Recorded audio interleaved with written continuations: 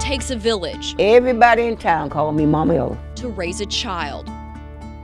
I got 60 grand and 45 greats and 11 great-greats. At 92, Ella Edwards' family tree is still growing.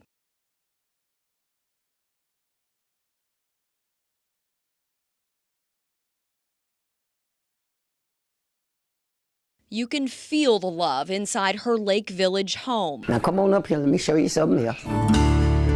But just a few blocks away, Ain't nothing down there but a bank and a drugstore. empty storefronts with signs of what used to be. It ain't nothing in Lake Village no more. Nothing.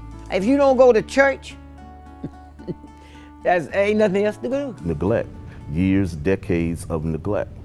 It's a narrative native Vincent Tolliver is familiar with, but 5 years ago, he stumbled across something in a book Quite by accident. that blew him away. I was really insulted that I didn't learn about it growing up in my own hometown. I discovered that there was a massacre in Chicot County. Like Tolliver, we found not many in Lake Village know either. And it's not being taught in school. Most of the students have no knowledge about what happened in 1871. I thought, wow, this story has got to come out. Tolliver is now absorbing everything he can about December of 1871 for a documentary.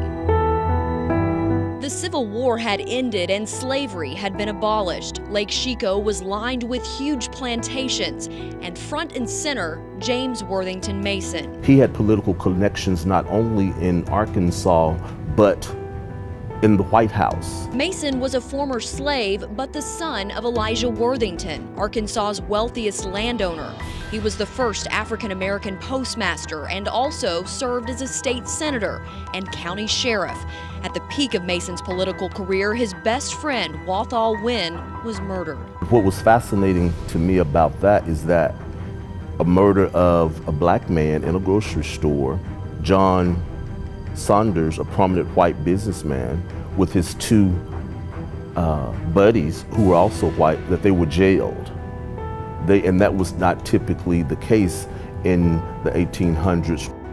What happened several days later would be the reverse of what we've come to know as racial violence in this country. Several hundred black people from across the county came into Lake Village, marched into Lake Village, rode horseback into Lake Village, broke these three white men out of jail, took them to a nearby woods and boom, boom, boom, boom, boom, boom, riddled them with bullets.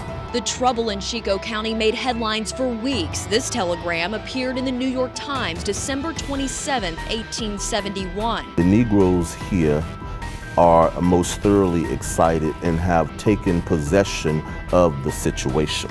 One article alleges that the Ku Klux Klan was responsible for Wynn's murder.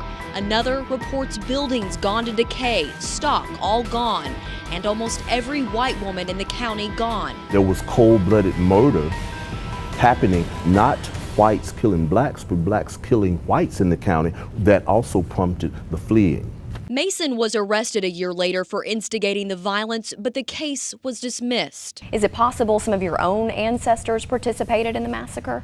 Oh, absolutely it's possible. I just don't know. Tolliver hopes this hidden history won't be buried any longer. We have to be honest about where we are and how we got there. Flipping through old photos, Edwards remembers the wise words of her mother. She always told me you got to crawl before you walk. And for Lake Village, I think we crawled long enough. it's the past this town can't seem to erase.